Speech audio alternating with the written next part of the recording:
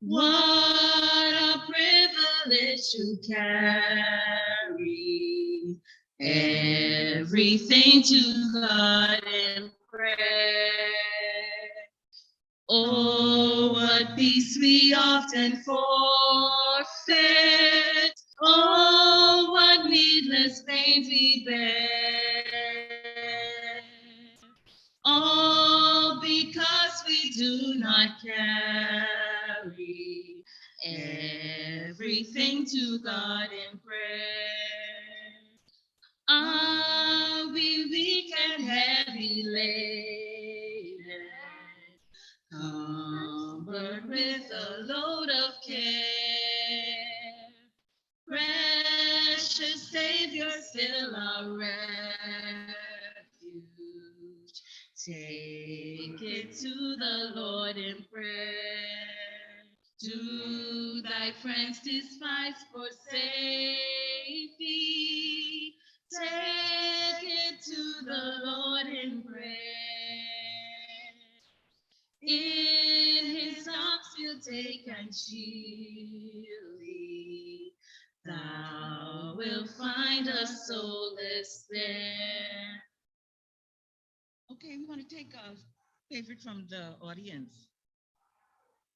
Okay, number 9. There is a name I love to hear. I love to sing its word. It sounds like music in my ear, the sweetest name on earth. Oh, how I love Jesus. Oh, how I love Jesus. Oh, how I love Jesus, because he first loved me. It tells of one whose loving heart can feel my deepest woe, who in his sorrow bears a part that none can bear below. Oh, how I love Jesus. Oh, how I love Jesus. Oh, how I love Jesus, because he first loved me. I think we have time for one more.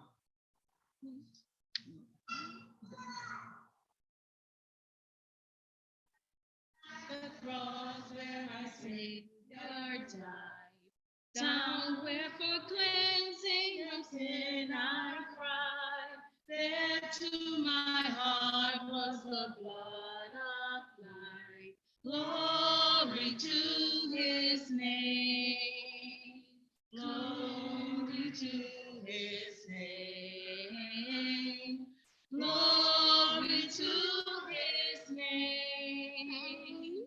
There to my heart was the blood applied.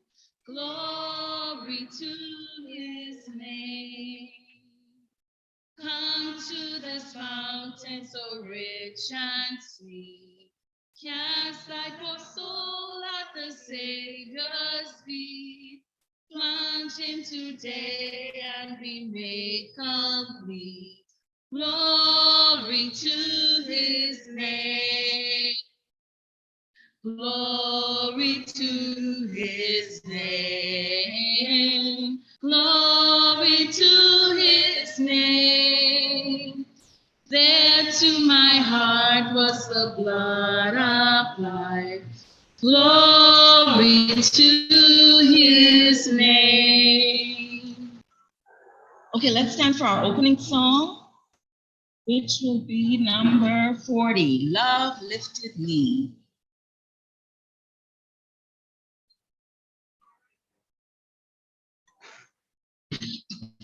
I was sinking deep in sin, far from the peaceful shore, very deeply stained within. no more.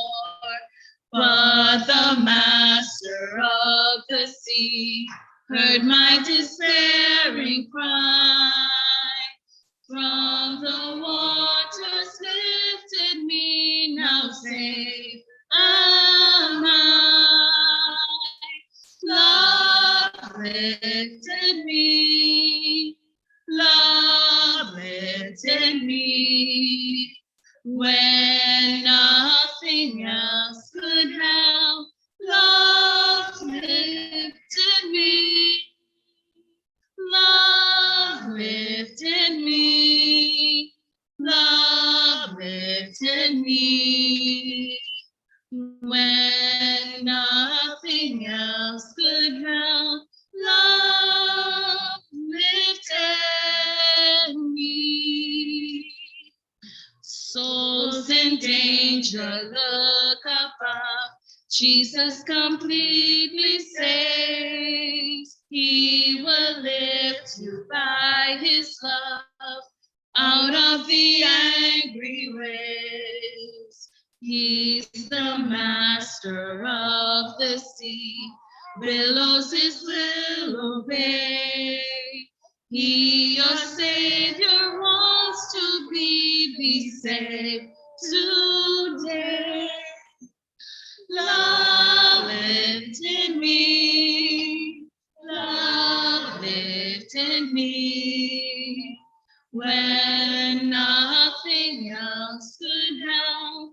Love lifted me, love lifted me, love lifted me, when nothing else could help. Love lifted me. Amen. Thank you for your beautiful singing.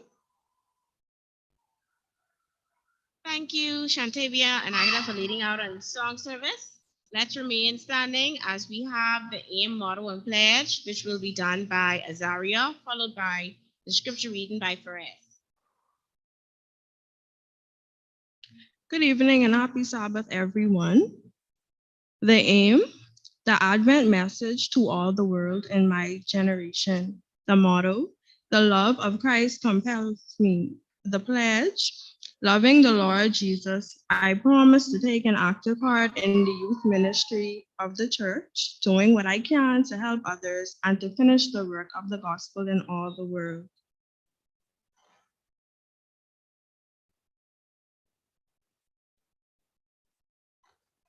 Good evening once again, AY. Remain standing for our scripture reading, which is taken from Luke 13, verses 18 to 19. And I will read in your hearing. Then Jesus said, "What is the kingdom of God like? How can I illustrate it? It is like a tiny mustard seed that a man planted in a garden. It grows and becomes a tree, and the birds make nests in its branches." Here ends the scripture reading.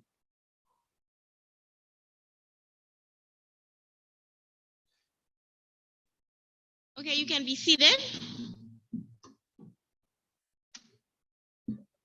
I know how difficult it is to come back out to church after you had a long week and after you had a full day of Sabbath and a nice, delicious Sabbath meal. I know it's hard sometimes to come back, but for those of you who made it here, a special thank you for your efforts.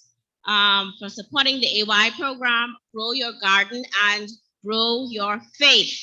And we have a special guest presenter today who will be introduced later on before he comes to give his presentation. But I just want to welcome all of our regular members here and to Mr. and Mrs. Sternquest. Welcome to Berea Seventh-day Adventist Church. To Shantavia, I should say welcome back. Glad to have you both here with us. And to those of you who are watching virtually, it's also a pleasure to have you. So before we get into our main program, we're going to have a little icebreaker and we're going to do a little trivia. And the trivia that we're going to have today is from Mr. Forbes' quiz book.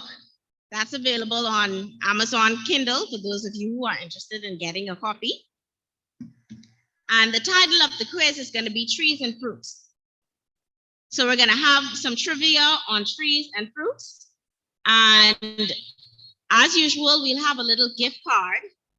So what I want you to do is if you know the answer to the riddle, because the treasury room was locked, we couldn't get any paper. If you know the answer to the riddle, just stand or raise your hand. I don't know if you want to help me keep watch. Okay, Agatha will watch. So if you know the answer, just kind of raise your hand or stand.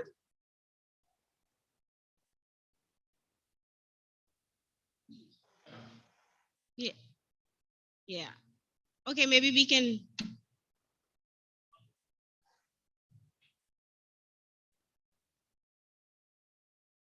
So while we're getting the treasury room open, does anyone here do any farming at all? Any farming? Gardening. What do you do in your garden? Kale.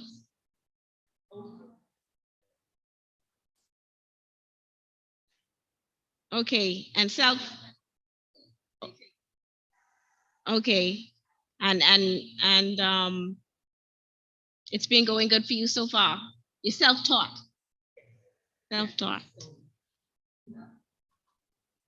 Good. All right, and then Auntie Linda, I just want to share your experience on how your backyard farming has been.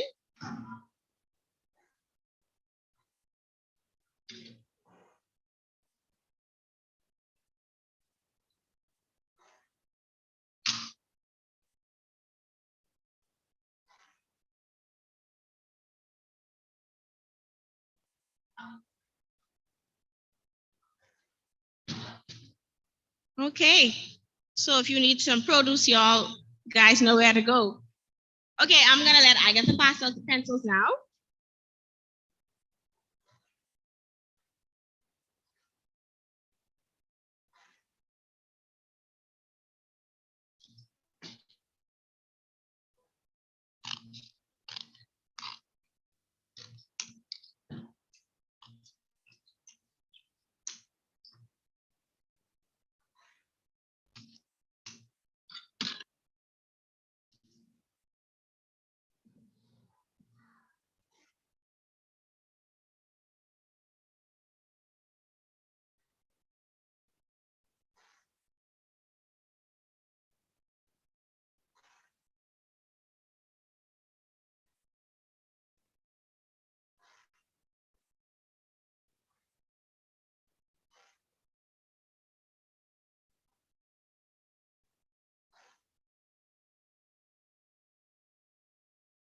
Okay, does everyone have a piece of pen and paper?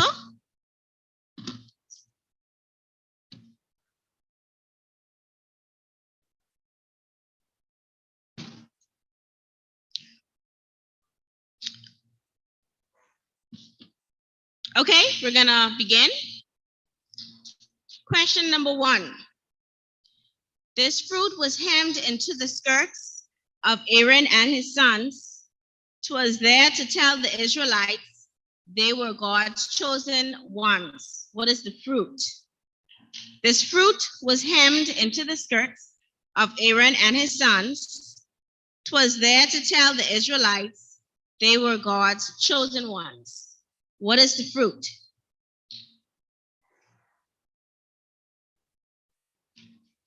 Question number 2. A man wished to see Jesus. He was short. What could he do? He climbed a tree. Christ said, "Come down. I'm going home with you." Who was the man? A man wished to see Jesus. He was short. What could he do? He climbed a tree. Christ said, "Come down. I'm going home with you." Who was the man? Number 3. A serpent once spoke to a woman, "No, you will not die. Eat of this tree and you will see that God told you a lie. Give me the name of the tree. A serpent once spoke to a woman, no, you will not die. Eat of this tree and you will see that God told you a lie.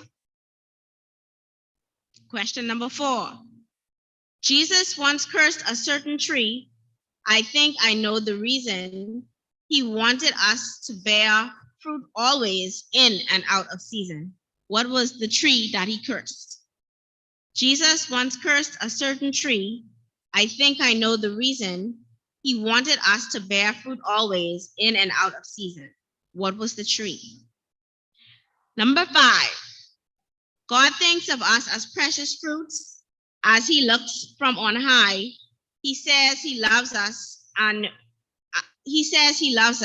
we are the something of his eye. What is the something? God thinks of us as precious fruits as he looks from on high. He says he loves us and we are the something of his eye. Number 6. The land God promised was so good, folk disbelieved it when a bunch of this fruit had to be carried between 2 men. What was the fruit? The land God promised was so good, folk disbelieved it when a bunch of this fruit had to be carried between 2 men. What is the name of the fruit? So many times the Israelites, this is number 7, so many times the Israelites would use this very tree to manufacture oil they used in the sanctuary. What is the name of the tree used? So many times the Israelites would use this very tree to manufacture oil they use in the sanctuary. Number 8. Joseph for 7 years collected this from everyone, and when he sold it back to them, and then he sold it back to them when all of theirs was done. What is the this that he sold back to them?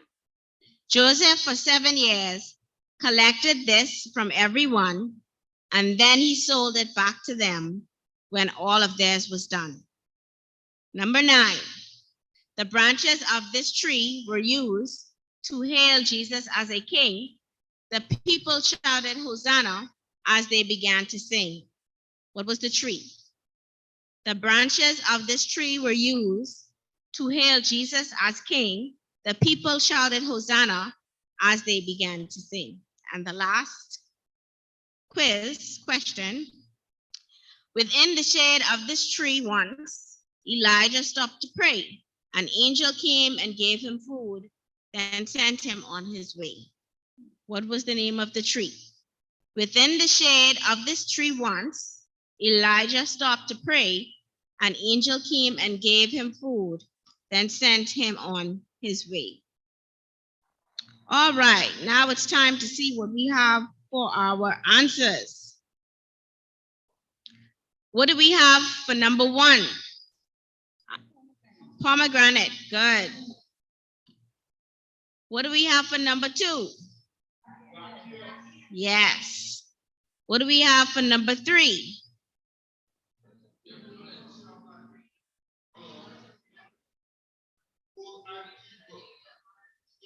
Good and evil, yes. What do we have for number 4?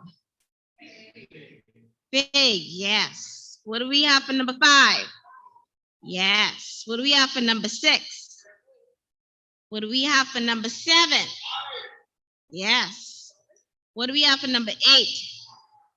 Corn. Well, I guess I can accept grain. The answer in the book is corn. What do we have for number 9? What do we have for number 10? Number juniper. Yes. Anyone with 10 out of 10? 10 out of 10?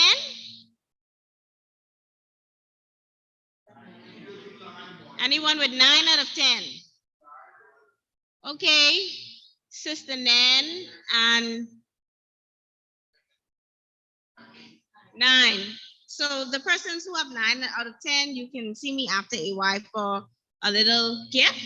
But good job, you guys really know your fruit and trees in the Bible.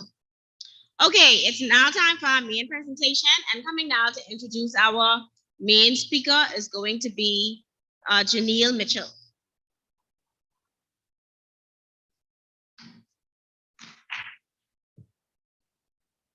Hello, everyone. Why are you looking at me? Jermaine Augustine Turnquist is the CEO and the co-founder of Grow Life Supplies. It is an urban farm and market as well as a horticultural products and services company. He specializes in urban farming, market gardening, cash crop production, and automated self-watering systems. His background is in IT. His background in IT is quite impressive, but he developed a love for plants. He is a proud husband of one wife and the father of 3 beautiful children. Please welcome him as he comes to present us on growing your gardening, after which we will have a devotional thought on how to grow your faith. Amen.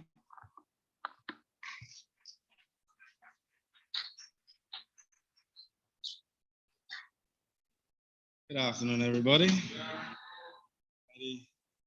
We can pull up the presentation. As stated, my name is Jermaine Turnquist. I am the owner of Grow Life Supplies, and I'm happy to be here today to pass on some knowledge and hopefully benefit from it greatly and decide to maybe put some of it to practical use.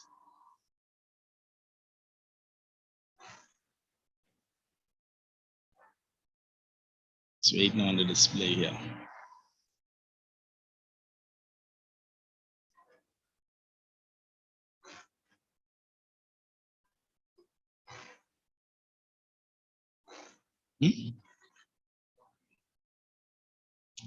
Coming. Okay. Might want what's happening.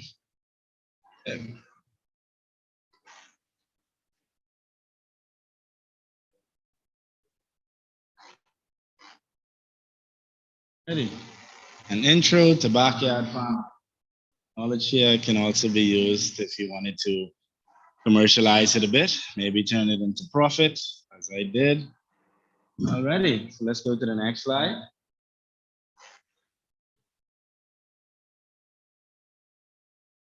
Hi, we can't really hear you. Can you speak more into the mic, please, so we can follow you?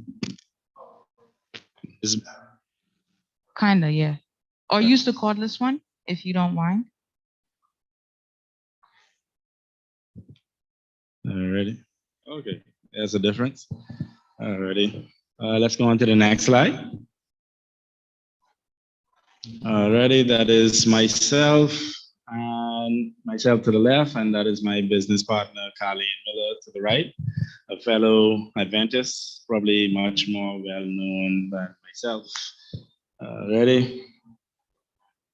Now, so the first thing we're going to talk about is the difference between topsoil, garden soil, and potting mix.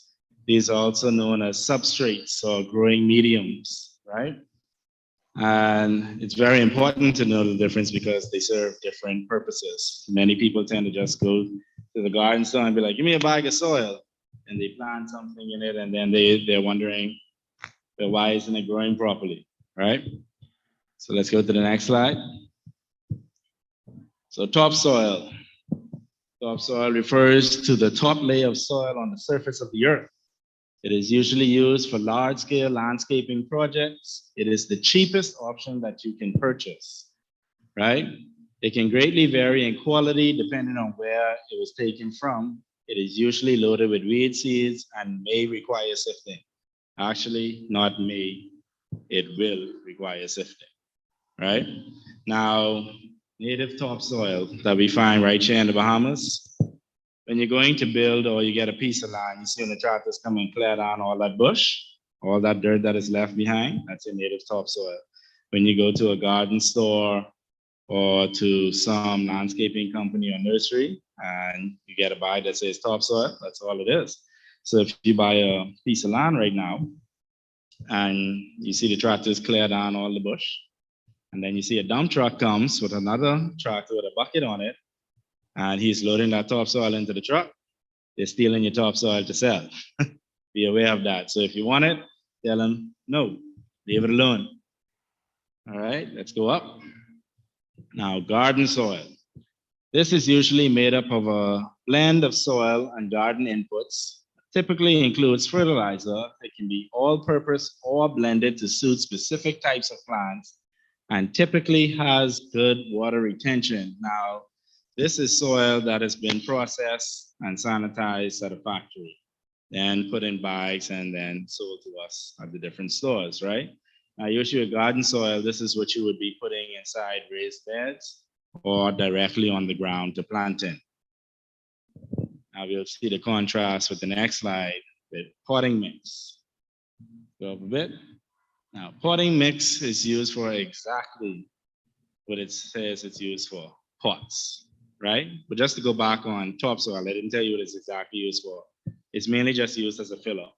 So if you have let's say you bought a raised garden bed, it's like 3 feet high, so you can garden comfortably, you don't have to bend down.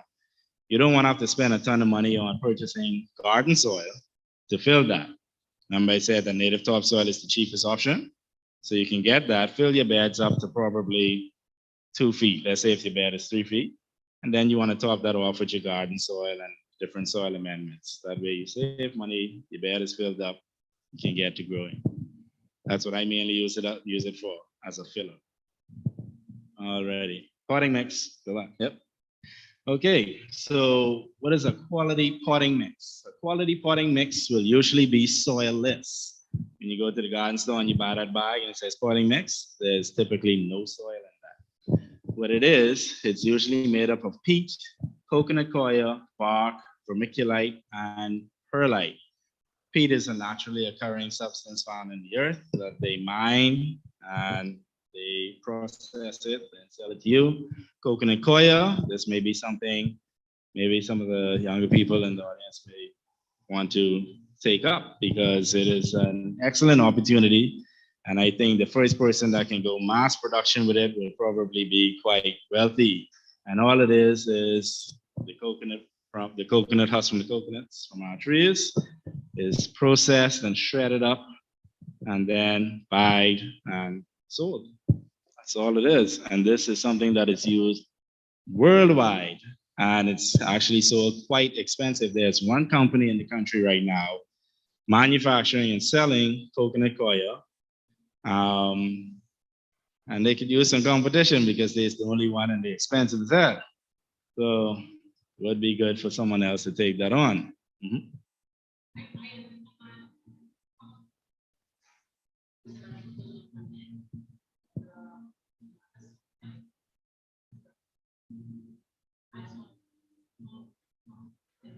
Garden soil, then potting mix.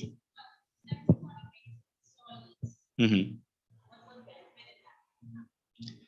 If you're going to be doing, depends on the type of gardening you're doing, which is a good question. If you're going to be doing container gardening, using pots, fabric, anything that's containerized, you want to use potting mix simply because of the lower water retention levels. You don't want water to settle in your pots and drown your plants.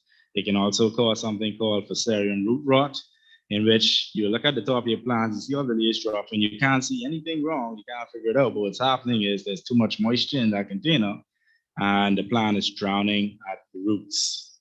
And then shortly after that, you have a dead plant. Yes. Already, it is designed to stay fluffy and not compact. So something that you will notice with topsoil, you get a bucket of topsoil right now, dump it on the ground and leave it there. The sun will dry it out, it'll turn gray, won't look very healthy, and be hard like cement. It is light with good drainage. Remember we just talked about that water retention? Best choice for container gardening. So yes, like I said, if you're going to be growing pots in any type of container, that is what potting mix is for. Alrighty. Compost. Compost is decomposed organic material derived from the process of composting. Now, this is another opportunity. We have one major compost supplier here, and as big as they are, I don't think they can even meet 50% of the demand for compost in the country as is. So, encourage anyone who is interested, start doing some research, do some investment, get the compost, and I'll buy from you in bulk. Very much needed industry in this country right now. Ready? Let's go up. So making your own compost. The basic compost input rule of thumb is 25% nitrogen and 75% carbon.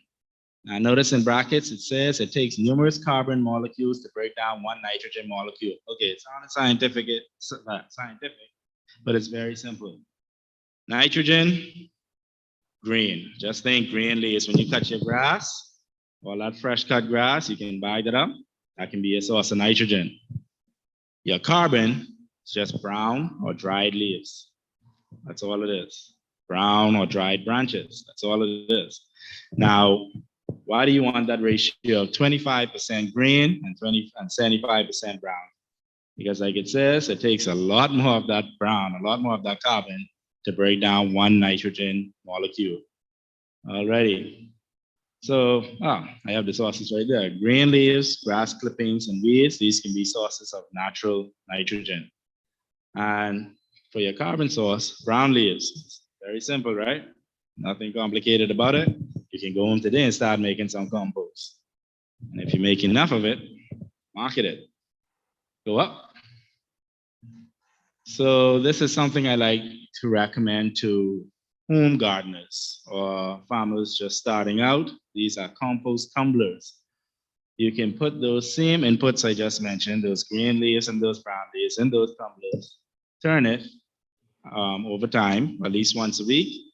And it's an easy way to do compost, because usually the way you'd have to do this manually would be to get the old shovel, flip, flip, can get tiresome if you have a lot of it. That makes it easy. You can actually purchase one of those off Amazon or as in the top picture, that's just a regular 55-gallon drum that we use to throw our garbage in every day. You can build it yourself. A little bit of elbow grease, you'll get it done. Let's go up. Here we have something called NPK. Now, NPK is extremely important. So let me just read what it says here. It refers to the number ratios found on fertilizer products. These numbers represent the percentage of macronutrients within the product. All right, so let me break that down. When you go to the garden store and you buy a bag of fertilizer, on that bag, you will see three numbers. That's your NPK. The first number is your percentage of nitrogen. The second number is your percentage of phosphorus. And the last number is your percentage of potassium. Now, these three macronutrients are extremely important because without them, plants cannot grow properly. You lack any of those, something's going to go wrong.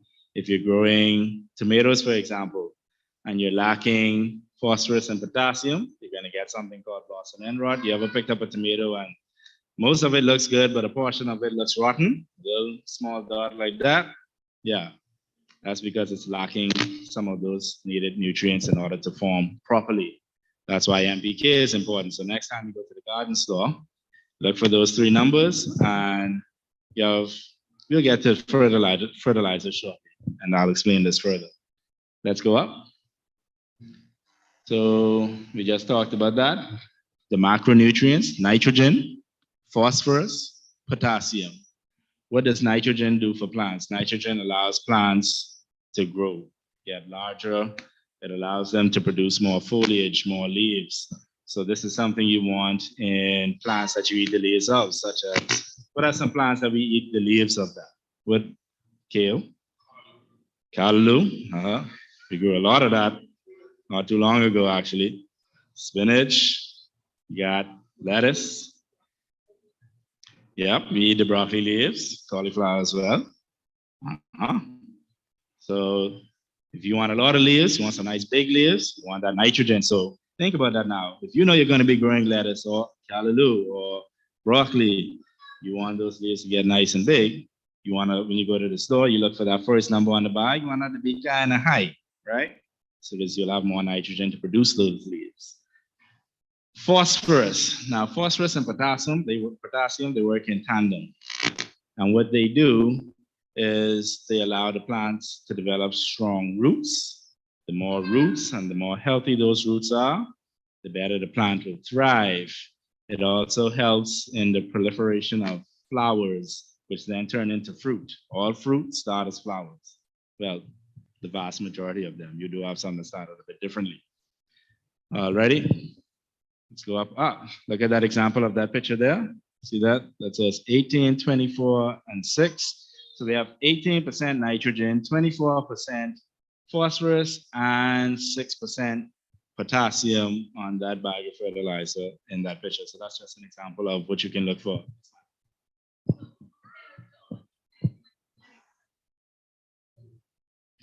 Let me tell you the thing about 2020. And we can get a little deep into that. Now, the thing with 2020 is it's a synthetic fertilizer, and the reason it's sold in abundance is because it's very easy to use. That's the main thing about it. It's easy to use. It has everything in it. The only thing to keep in mind, yes, it is synthetic. So if you're trying to grow organically and you're using 2020, you are not growing organically. That should be made very clear. Ready? Let's go up. There we are. Organic versus synthetic fertilizer.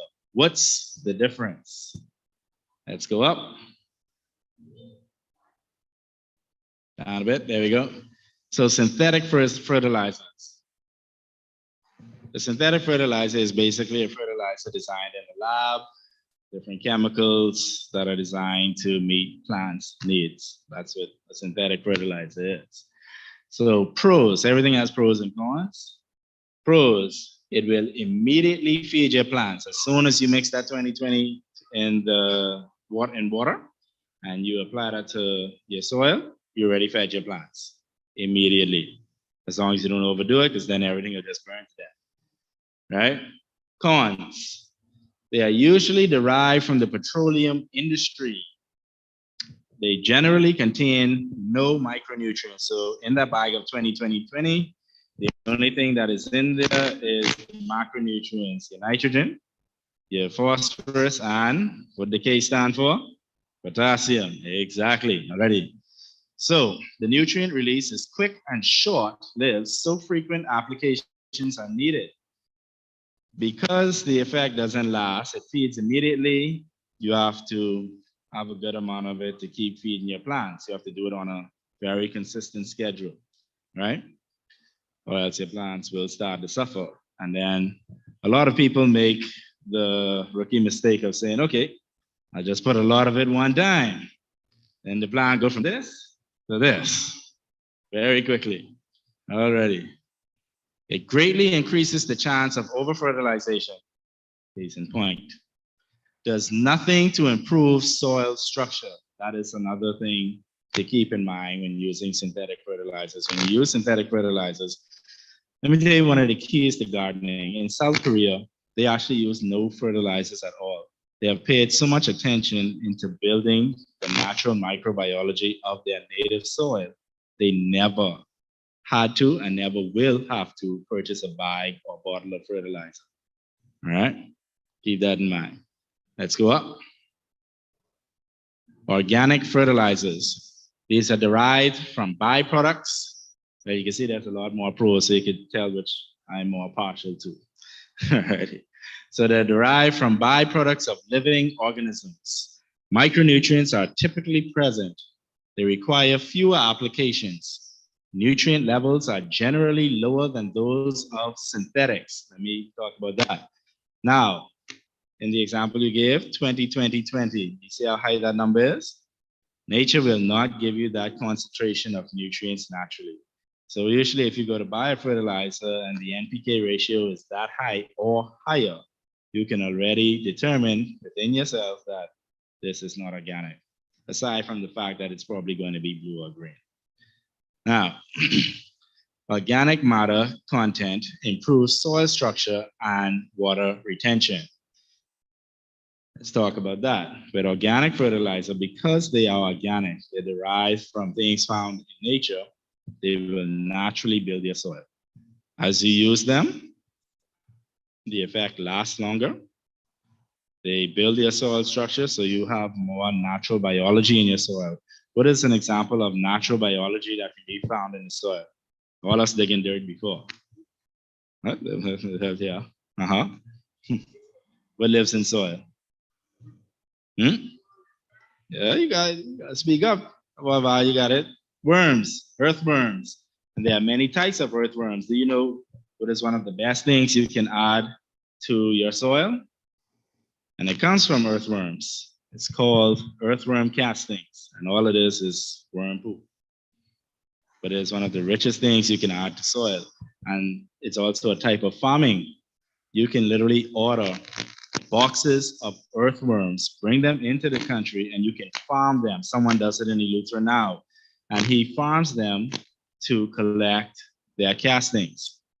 And let me tell you how profitable this can be. Do you know how much we have to pay for 1 pound of this man's casting? The only Bahamian doing it? $45 per pound. Now imagine now, $45 per pound, you selling to almost 500,000 people. How do you think your pocket looking?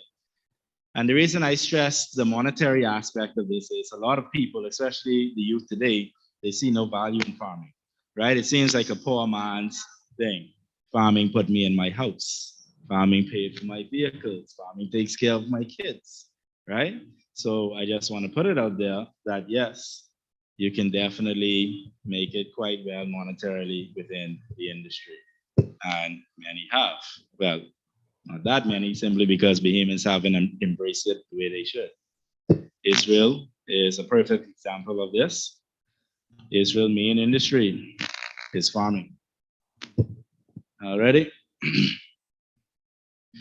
Let's see, it provides a food source for microorganisms within the soil, which naturally leads to further nutrient availability. Hey, baby. Alrighty. Now, note, okay, so cons, everything has pros and cons.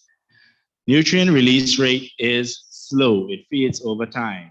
So unlike 2020, you already have your crops in the ground, they're looking kind of bad, you drop some 2020 on it and boom, all of a sudden you wake up the next morning and they look lush and pretty, right? That's because it feeds immediately.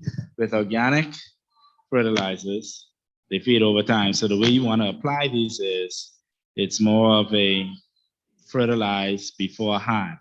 So in my garden beds, what I do, if I know my growing season at my farm starts in October, September, I'm going to be out there tilling and adding all that organic matter into my soil so that when I plant, that nutrient release from the organic fertilizers is ready for my plants to uptake and take advantage of, right? Okay, it can sometimes be a bit more costly. This is true. If you're not making your own compost, if you're not doing anything to create your own fertilizer and you're just purchasing it outright, it can be a bit more costly than getting a bag of 20-20-20 or some other synthetic fertilizer. Why is it more costly? Well, organics take time, and time is money, so people charge you more money. Let's go up. So this is just a diagram explaining all of that I just said. Organic fertilizers feed the soil. Chemical fertilizers feed the plant, right? So if you look at this, at the left side of it, you can see where that organic matter was put into the soil. It then breaks down into nutrients, and which then promotes microorganisms, earthworms, and beneficial bacteria that live within the soil, which then turn into the nutrients that the plant is able to uptake. That there, if you farm and garden that way, you're farming for the long term, the long haul. So when things like COVID come about and there's no fertilizers available, you don't worry about it because the soil is just that rich. All right, let's go up. all-purpose fertilizers and amendments. Okay. When you go to the garden store, you'll see a difference. When you go to the fertilizer aisle, you see all these bags and bottles and stuff like that. And some of them will say all-purpose, and some of them will state a specific purpose, right? So an all-purpose fertilizer, it covers a wide range of nutrition for plants, depending on the crop. An all-purpose fertilizer may not adequately meet your crop's specific needs. That's where amendments comes in. So you get an all-purpose fertilizer, you're trying to grow some peppers, right? And you're trying to figure out, man, this thing says all-purpose, why the peppers ain't coming out right? Yeah, it's probably because the all-purpose, may have some calcium and magnesium in it, but not enough. So now you need to go out and purchase some calcium and magnesium to add to your soil to get those peppers nice and full and rich, right? Amendments, they address specific nutritional needs. For example, leafy greens require mainly, we talked about that. Anything growing with, if you want more leaves, what macronutrient do you want? Let's go, man. You start the show so far. Talk loud. There you go. Nitrogen. Nitrogen produces foliage, stems, leaves, right? So if you're growing some spinach, you want plenty of nitrogen so you get a lot of leaves. Alrighty, now, so if you look at the top there, you see that by there that says Dr. Earth. Dr. Earth is an all-purpose organic fertilizer brand. Next to it is the one that most people know, Miracle Grow, which is synthetic, and those are all-purpose fertilizers, right? In the bag to the left, the same Dr. Earth, that is a granular fertilizer. So it's like very tiny pebble-like material. The Miracle Grow, you mix it in water, spray it or pour it on.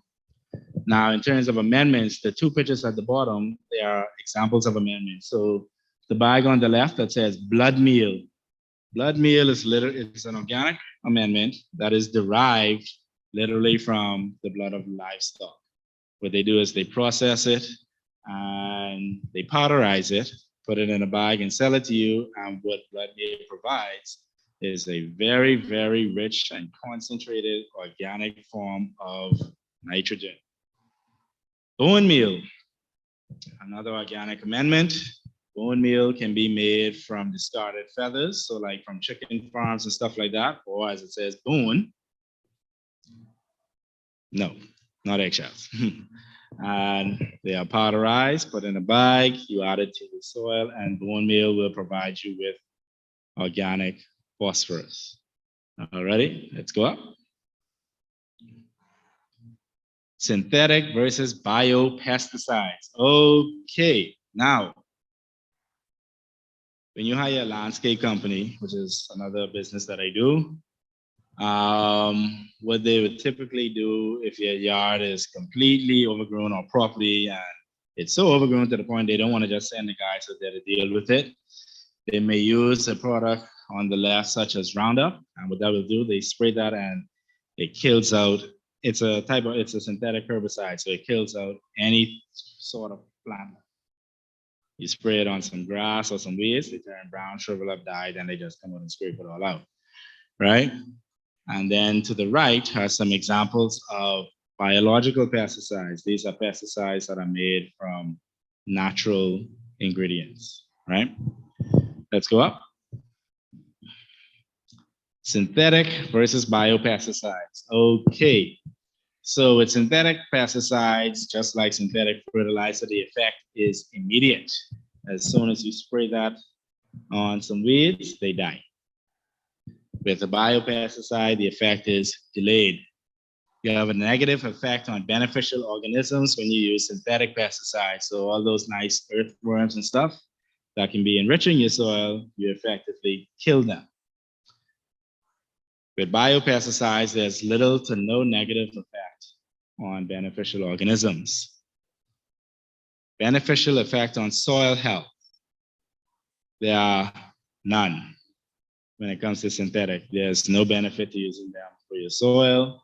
With biopesticides, there can either be none or the benefit can be very high depending on what you use. The nature of control for a synthetic pesticide is curative. So for example, Let's say you are diagnosed with diabetes, you go to the doctor, now you're hoping for a cure.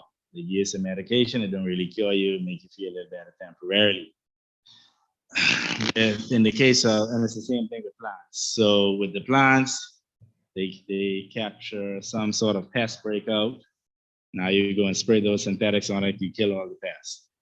With a biopesticide, you think more preventative. You apply it beforehand so that the pest never even occur. Target specificity. All right, so this with synthetic pesticides, it's mainly broad spectrum. All that means is with a synthetic pesticide, you spray it, you don't even know what the problem is, you just know whatever causing it there. With a biopesticide, you kind of have to know what you're doing, simply because different ones target different pests. So you have to be able to identify the cause of the problem to know what to apply. Alrighty, next slide. So these are some examples. On the left, these are two all natural and organic examples here. So on the left is a product called neem cake. You also have neem oil. Anyone familiar with those? Those are some of the more common ones. That neem cake there, what you do with that is it comes in these little cake-like granules. You put it in some warm water, you let it steep.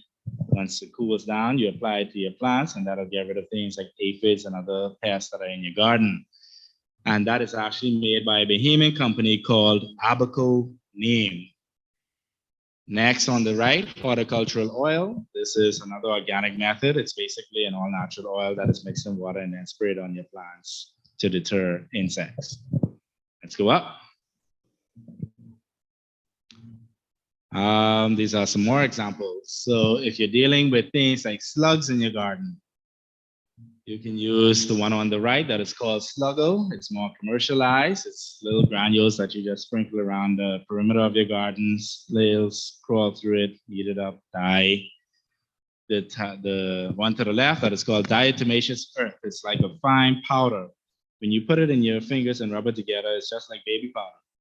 But to a snail or a slug, it's like crawling through glass. So literally what it does to them is when they crawl through it, it literally cuts them up, slices up their body, and they essentially bleed to death. Let's go up. Yeah, that's like the war side of gardening, right?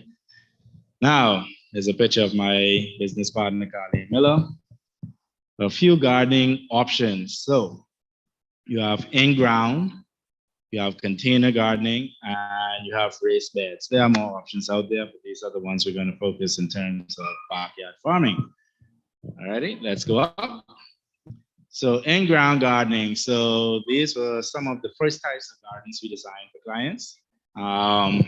So in-ground gardening is exactly what it says. You're growing directly in your soil.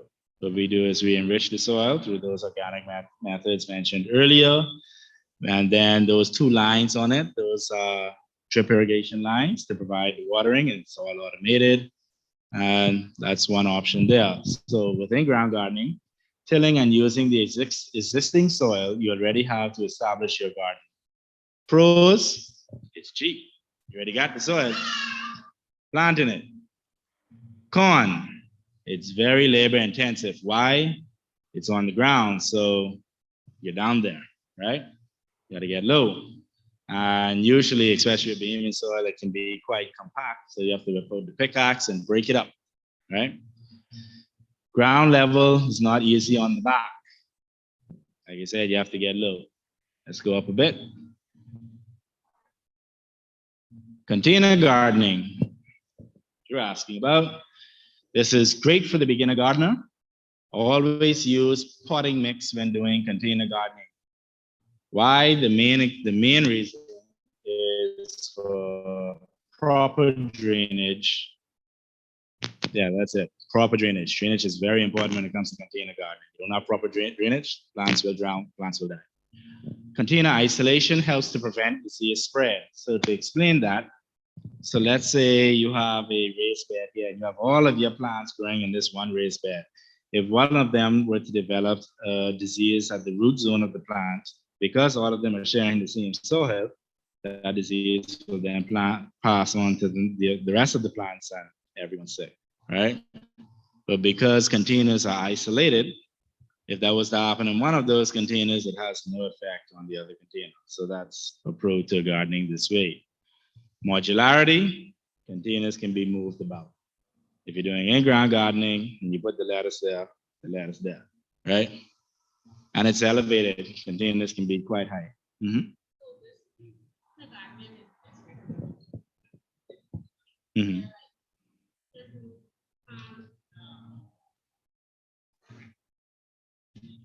Here's the thing, you can literally grow trees in containers. You just have to have a big enough container. You know? Some people actually take those same 55-gallon drums that we use for garbage, cut them in half, drill some holes at the bottom, and plant things like mulberry trees and stuff in them, and they grow quite well. And they can also just be transplanted later. Alrighty, raised beds. They are physically easier to maintain.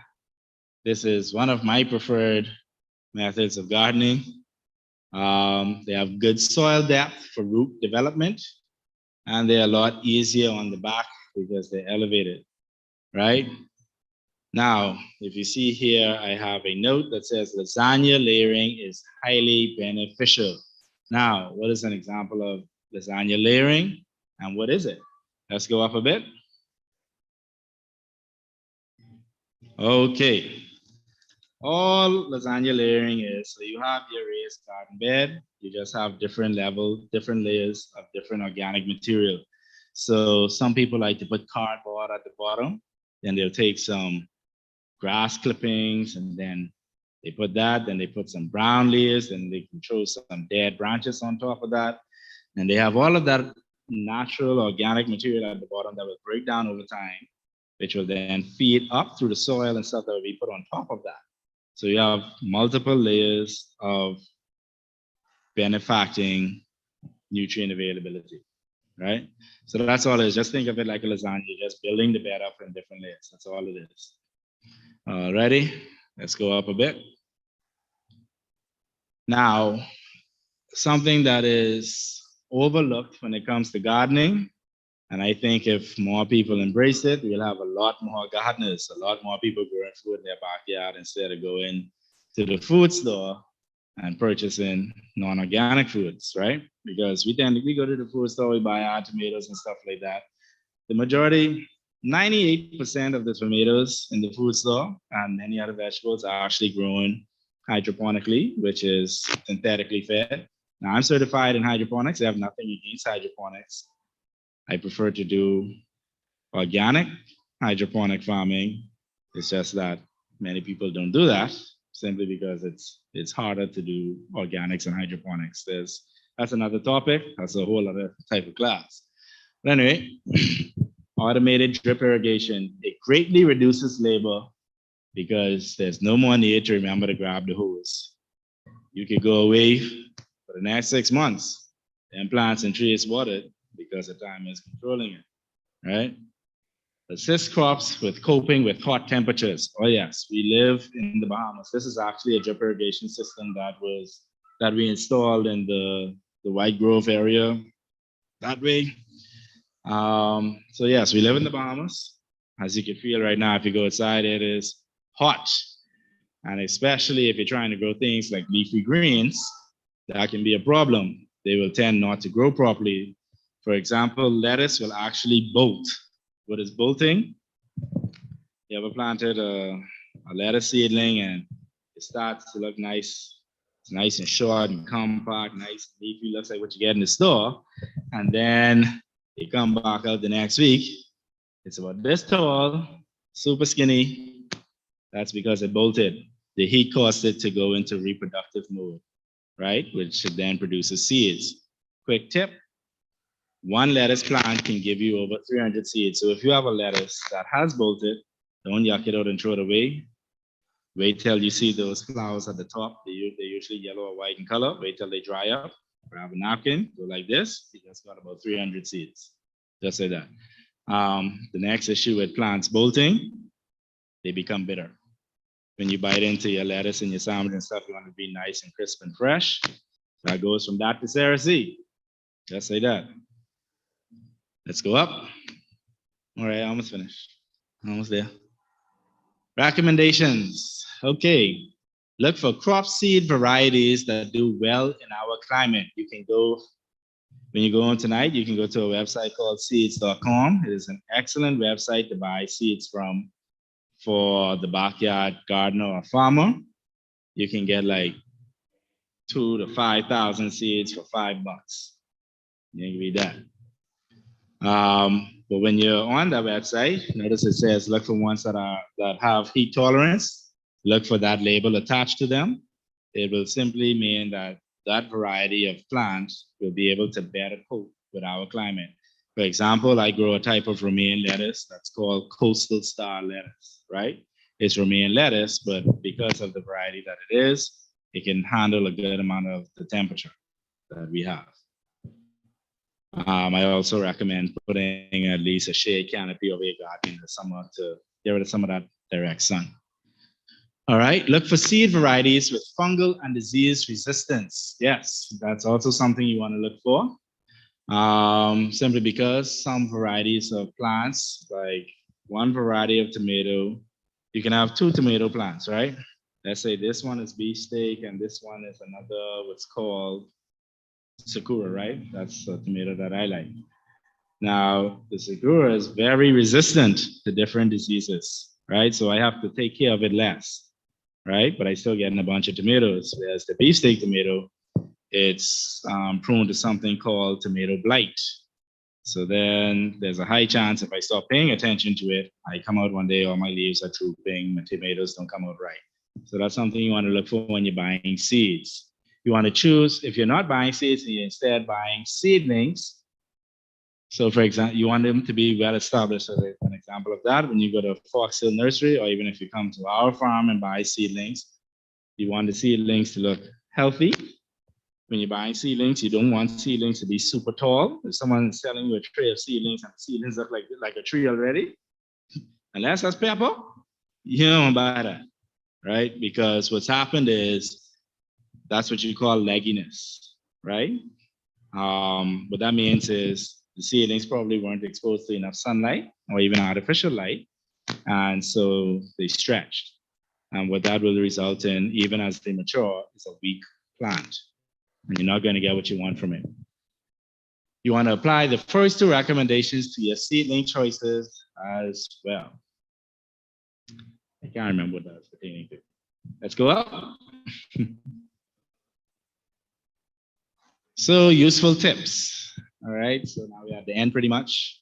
So square foot gardening. Now, a question that I would often receive at the farm is, all right, Mr. Dangas, I just bought like 40 seedlings from you. How I plant these? How close they need to be to each other? How far apart they need to be? I ain't got much space. Well, different plants have different requirements, but a rule of thumb is to use square foot gardening. And all it is each plant a foot apart. So if you look in that picture, that first picture there, they just put some little strips of wood, and each one of those squares are exactly 1 by 1 foot, and you just put it right in the center. That way, for most vegetables and stuff, you will have adequate spacing for them to grow. So in that picture, that I think is a 4 by 4 foot box, and there's 16 plants growing in that 4 by 4 foot space. Alrighty. Soil prep considerations. Always take into consideration what you intend to plant. Now, if you see there, it says carrots grow best in very loose, deep soil. Now, the reason you want to take this into consideration, many people try to grow carrots, and after they try the first time, they give up and never do it again, because when it looks like the carrots is full, they pull it out of the ground and the carrot is long. You know why that happened? Well, carrots are very sensitive. You want that soil to be nice, loose, and soft, very fluffy, because the first bit of resistance, that carrot be growing fine, going down that soil, going down, that touch a pebble. Oh, Jesus, that's it, finish. He ain't growing no more. That's it. That's it. You can leave him there for another month, he ain't moving.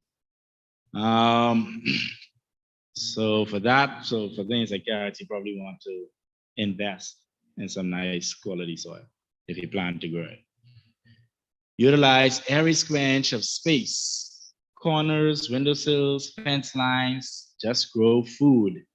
So an example of this, I recently did a garden in the east, and we actually, the garden is not on the ground. It's not in a raised bed. You know where the garden is? On the wall. This one is growing herbs and different veggies and peppers on the wall. Yeah. So you want to utilize what space you have. People say they don't have space. When I first started gardening, I was in an apartment. Agaton was my apartment, my old apartment. And we weren't allowed to plant outside. Woman didn't even want you to put a pot on the outside of your door. So what did I do? I planted under my windowsill. That's how I got started. Let's go up. Most importantly, and this is for the older generation or even the younger generation getting ready to start this process of, parenthood, get your kids involved. Those are actually my kids at the top, and those two are my partner's kids at the bottom. And yeah, we have them out on the farm every day. They are some of the best farm hands I could ever ask for. Those little kids, water, harvest, prune, you name it. They can do it at that age, except the baby. She just destroys everything. Alrighty. Last slide. Grow Life Supplies. Thank you. Question? Oh, okay.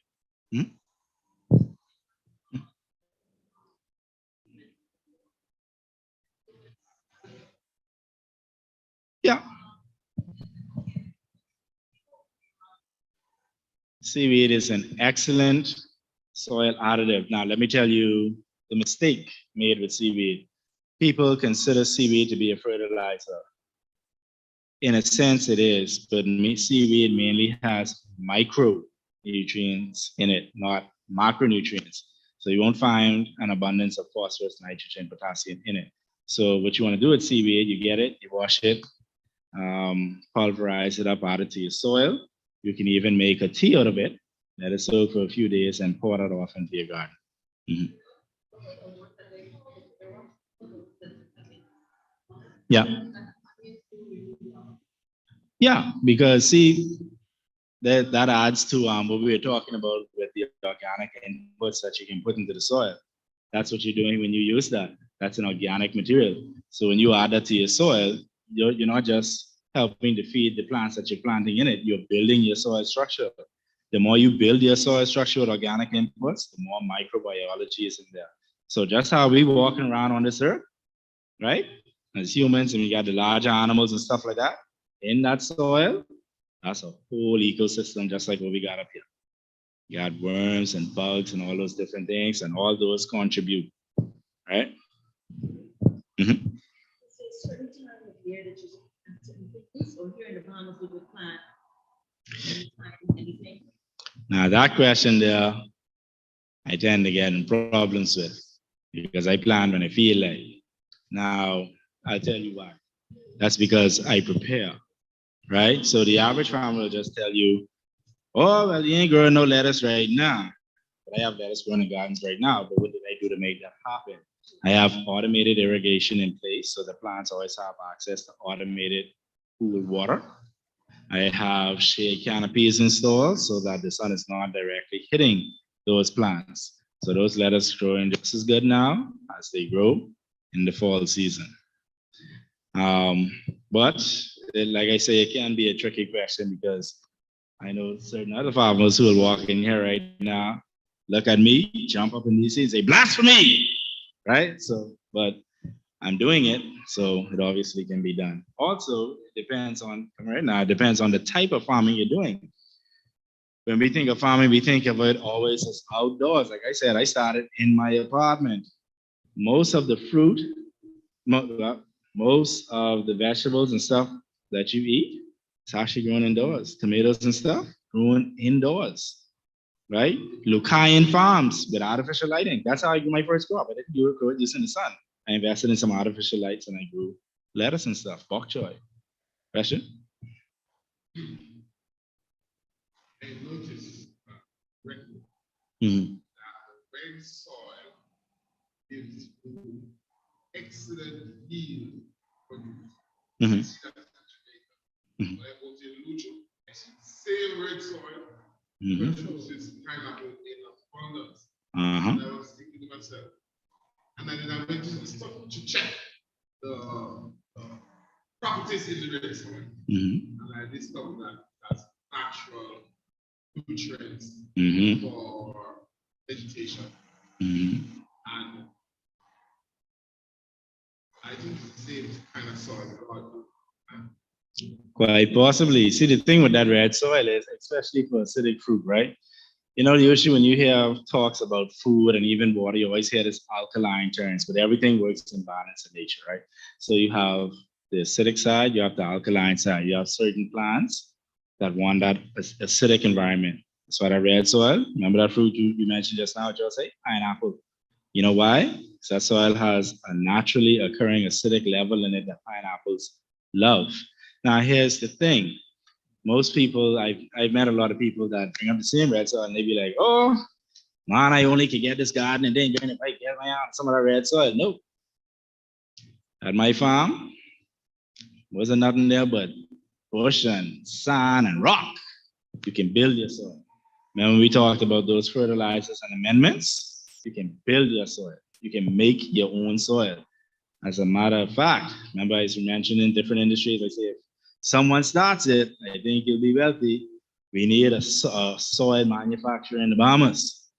See, like when you go to the store and you buy that big bag of Miracle Grow, and they charge you $24 for one bag, you can do that.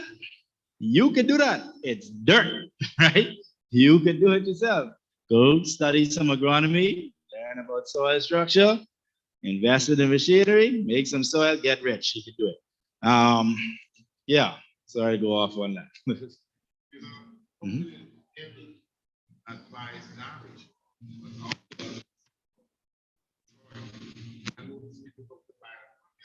Green Systems Limited in the Airport Industrial Park. What they do is they use landscaping companies. The landscaping companies use them as a dump, but they're using that material to create the compost. So when they don't cut down all that bush and trees, and then they be like, yeah, man, bring it, we can take that for y'all. Don't worry about it, you ain't even got to pay. Dump it, dump it. The more trucks come there, the happier they are because the more compost they can make for me to go there now and go buy for my clients. They do it all the time. They charge me about $350 a pallet, couple of bags. And they getting the material free. Find a business where you can do that. Yes, so your main source material is free. Yeah. Yes, sir.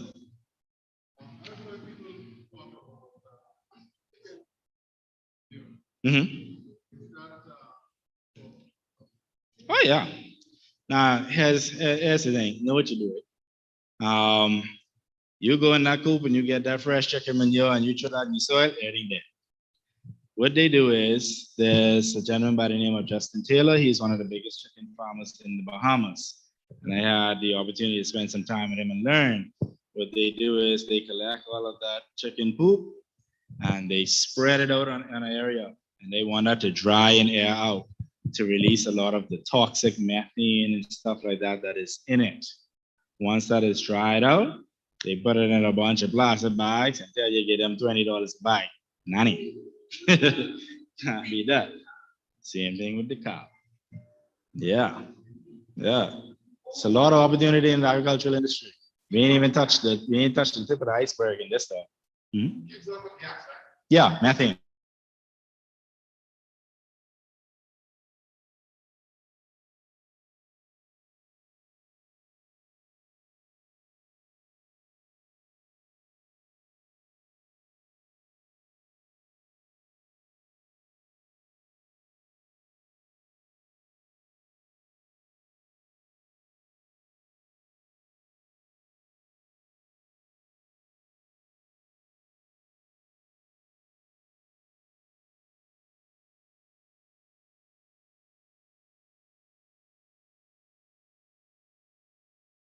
It breaks it down, collects the gas, and they run a line from that tank straight to your stove. You turn your stove on, that methane naturally comes out, and you're cooking. No scent, nothing. Not only that, the biodigester also collects the natural fluid, breaks it down, processes it. You collect that fluid now, and you have some of the richest fertilizer you could ever put in the garden. So you just got two products from one thing. You see that? I can't do it all. I need some help. You need someone need to step up. Because the only thing that happen is some foreigner can come here, and then later on in life, you'll be sitting here, you'll be like, oh, why don't BM couldn't do that? See, they got the mantle, that's why. Don't blame nobody. Next question. Mm-hmm.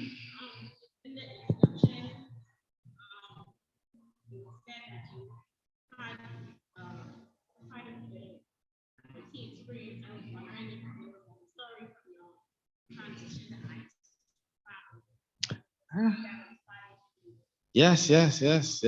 So a little background about me and IT. I worked in the IT industry since I was 19 years old. I was a skilled electronics repairman. I was a network technician. I then was a data center specialist at Cable Bahamas. I then became a certified ethical hacker. I hacked computer systems for a living. Banks, the insurance companies, I would break into their systems, they would pay us to break into their systems and then tell them how to patch it. We'd patch it with them so the bad guys don't do it and steal all the money. And then when it's time for you to claim, you can't get no insurance money. And they come up with some bogus excuse, but the reality is money get deep. Yeah. So that in a nutshell is what I did and how I got into farming. When I was in college at COB, there was an elective course that I did not want to take and I was forced into, and it was an agricultural course. I had no interest in it. And ever since I went there, I went to the Cayenne Tropical Farms. I went to the government farm on Gladstone Road. And ever since I went there, the things that I saw just stuck in my head and they never left. And I would sit down in front of all my computer monitors across my desk every day looking at numbers and stuff. And somewhere in there, I sneak up a YouTube video talking about farming. And so one day I decided, you know what, time to get some training, time to do some research. Let's put it into practical use. And I then called my boss after I just put some savings together, deciphered a plan. Called my boss, hey, Mr. Douglas, I quitting in 2 weeks. All right, just letting you know. I quit my job cold turkey, started Grow Life Supplies a few years ago, and here I am today. As my colleagues say, you took off the suit to put on boots, and I love the boots. Yes. All righty. So that is my IT to agriculture story.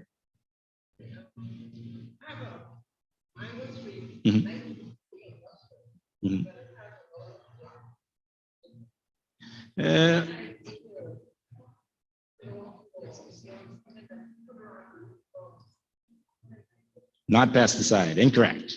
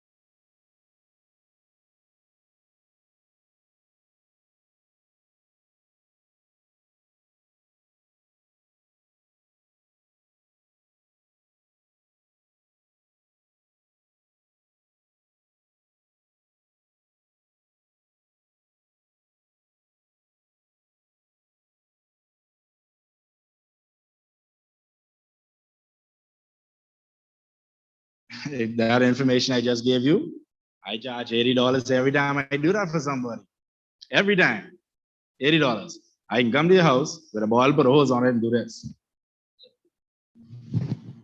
There you go. So yeah, something to keep in mind. Yes, ma'am. Grow Life supplies urban farm. Yeah.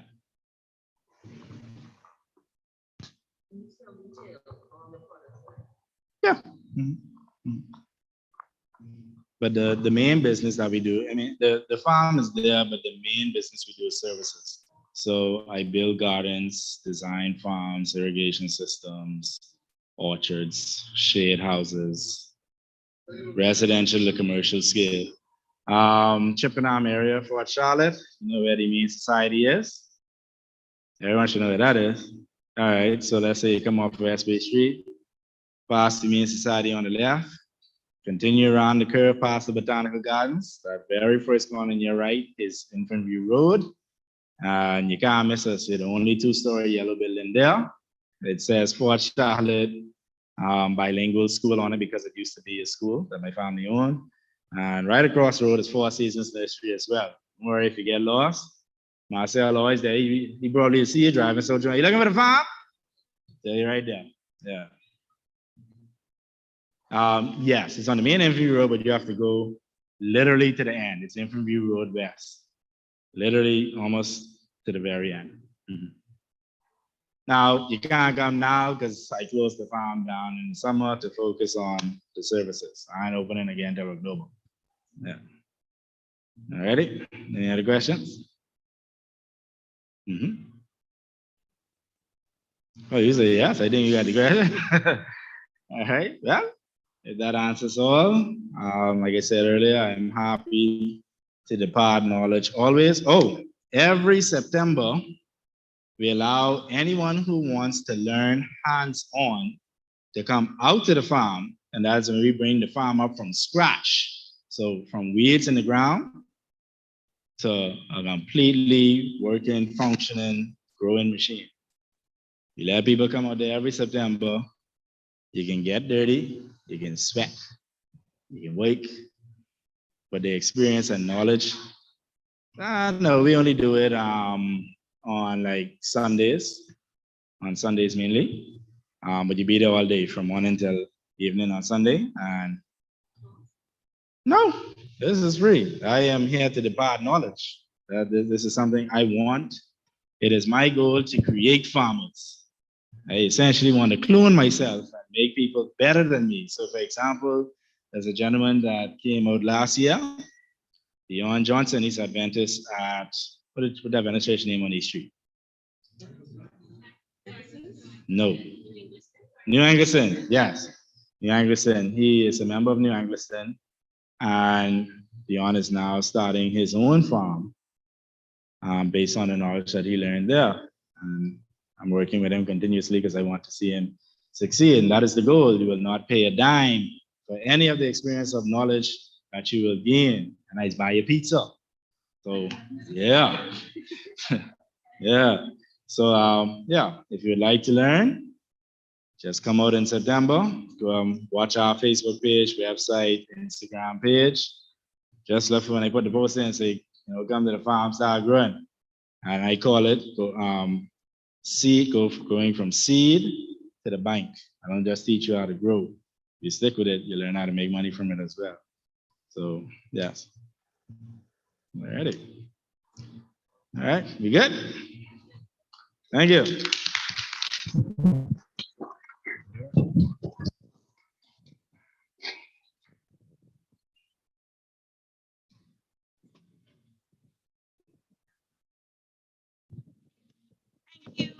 Mr. Conquest, for teaching us how to grow our gardens. I know I learned quite a bit today, and I hope it was beneficial for everyone present as well. And to close our AY program, we learned about growing our gardens, and now we're gonna just close with a little devotional thought on growing our faith. So Jesus' parable of the mustard seeds uses one of the most extreme examples of growth, the mustard seed. The smallest of seeds becomes the largest of garden plants. Without proper care and attention, the seedling will fade away. But with proper care, the reward is a hardy, thriving plant that sustains life and becomes a beautiful paradise for wildlife. So too is the growth of our faith. How do we nurture it? How are we able to impact its growth? The seed needs care and attention. It needs water. It needs sunlight. It needs to be weeded and fed. So the first thing I want to talk about is growing your faith is a choice. Just like how we choose what friends will get a piece of our free time, we choose whether we try hard at our job or at school. We choose all of the priorities in our lives. Our walk with God is also a choice. It's a decision we make as to whether we care enough to make the effort it takes to get to know Him and nurture a relationship with Him. The choice is ours. No one can force or convince us if we don't care enough to take the first step to put the seed in the soil. So how do you care? So how much do you care to get to know God? The second thing is commitment. A relationship can't grow without commitment, without dedicated time and effort. So how do we give God our attention, especially when our faith is still a seedling that hasn't reached the light of day yet? Make a choice to walk with God and stay committed to developing your relationship with Him. Talk with Him often. Ask Him to help you in whatever areas in life you need assistance. Thank Him and praise Him. See His majesty in everyday life, in sunrises and sunsets, in daily miracles of birth and in stunning wonders in our oceans.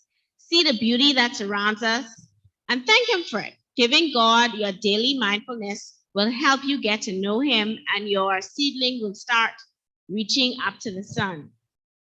We talked a lot about watering our plants when we were learning to grow our gardens and our homes. Water sustains life. How do you water your faith? One way you can do this is by listening to God. He sometimes speaks very quietly in a still small voice. Sometimes He sends messages through the actions of other people, the words of other people. Sometimes He will speak directly to you through His words, the Bible. You have to listen closely, pay attention, and He will make Himself known to you. Make sure you take time to read and study the Bible or read books by notable Christians. The Bible tells us faith comes by hearing and hearing by the word of God. The next thing is sunshine. Now we know how sunshine works with plants and gardening, and it's warm sunlight. How do we add sunshine to our journey of faith? So I think we can think of sunshine as something that represents positive influences we choose. The like-minded Christians that we either know personally or get to know in our Bible study or church or even at work. Hold tight to the positive influences you find. Their sunlight will strengthen your stem and deepen your roots. And sometimes if you have a really close friend, their presence or their attitude is like a beam of sunshine in your life. That encouragement, that word that you need to uplift you through that day, it's like a little sunshine in your life that you would need. We talked a lot about weeds, and weeds can be anywhere. Don't let your sprouting plant get choked out by weeds. Weeds are darkness such as doubt and negative influences on our life. Weed out the negative thoughts, fear, doubt, any negative influences, whether they are doubters who criticize you or fellow Christians who aren't walking the talk.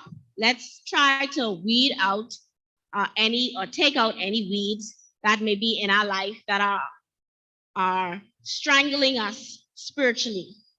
Sometimes it could even be watching too much television. Sometimes it could be the food that you eat.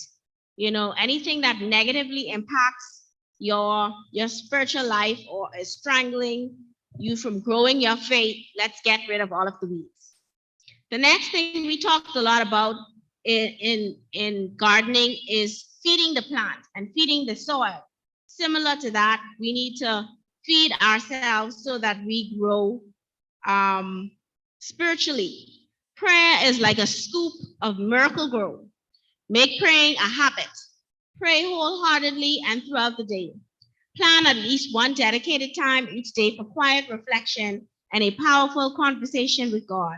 But even as you're rushing through your hectic day, you can also find opportunities for an impromptu thank you for the countless blessings you will discover in your life, or to whisper short prayers for those who need it. Make time for prayer and be sure it includes thanksgiving for the blessings you do have. Prayer will bring your heart closer to God. The more you know Him, the stronger your faith will become. Nurture your faith, and the reward will be great, as Jesus promised. And before you know it, your tiny mustard seed will have flourished into a big, beautiful plant, giving you a glimpse of the majesty and beauty that awaits us all in eternity. And I pray the parable of the mustard seed reflection helped to bring a fresh perspective on this parable. And that ends our short devotion on growing your faith. Before we close out, I want to again thank Mr. Turnquest for taking the time out to come and present to us on growing your garden. Let's just give him another round of applause. I definitely will be at the farm in September. Definitely will be at the farm in September, and I'll make sure. Yeah, man. I'm an island girl, you know. I grew up in the island. I usually live in Nassau. I'm from Crooked Island. Don't. I'll definitely send out a reminder as well to our church group for anyone who's interested in a free course on backyard farming and free pizza. I mean, doesn't get any better than that. Thank you all again for coming and supporting our program. Let's just stand where we are, and we'll sing side by side and close out the service. Side by side we stand, awaiting God's command, worshiping the saving King, living His faith, moving on in faith. Jesus Himself will see us through. Why don't you meet me in heaven? We'll join hands together. Meet me at the Savior's side. I'll meet you in heaven. We'll sing songs together. Brothers and sisters, I'll be there. You know that soldiers all are we to go where Jesus leads. We'll fight the foe and we shall overcome. Heaven is our call to save every soul. Pray that we all will be there. Meet me in heaven, we'll join hands together.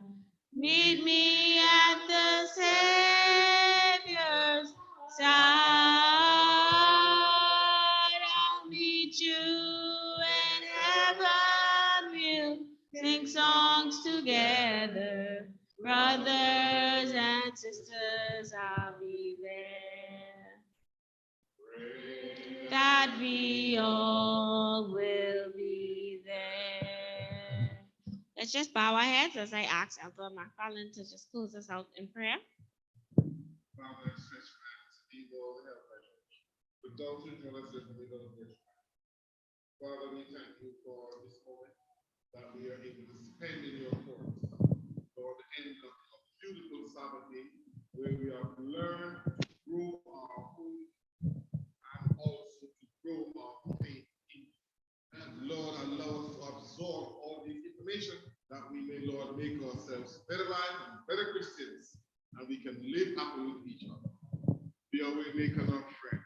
Continue to strength, return to his family as they divulge information and knowledge to others, to uplift others, to remold others. In your wonderful and holy name I pray.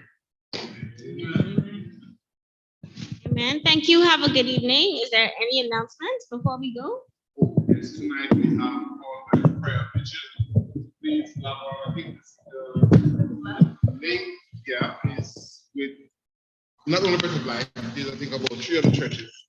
I think the link is posted in the chat.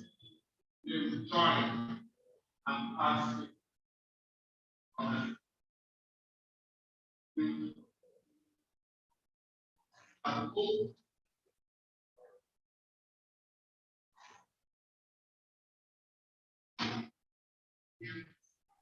Good night, Pastor. Enjoy the weekend holiday that is ahead, okay? Blessings.